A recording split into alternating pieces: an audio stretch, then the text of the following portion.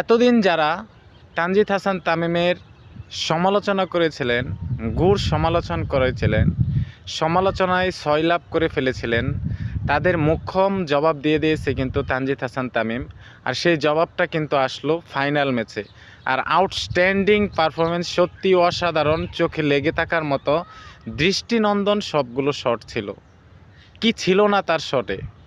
7টা 6, 6টা 4-এর বাউন্ডারি ছিল তার ব্যাটে। 160+ স্ট্রাইক রেটে ব্যাটিং করেছে।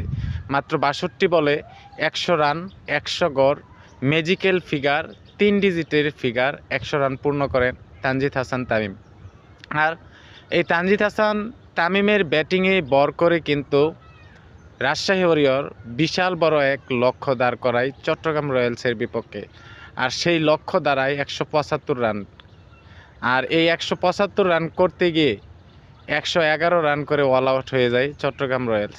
আবারও অনেক অনেক অভিনন্দন এই অনবদ্য ব্যাটিং প্রদর্শন, এই অনবদ্য ব্যাটিং ডিসপ্লে প্রদর্শন করার জন্য তানজিদ হাসান তামিমকে। Tanzid Hasan Tamim, you are beauty, you are one and only one army man. Thank you সবাইকে।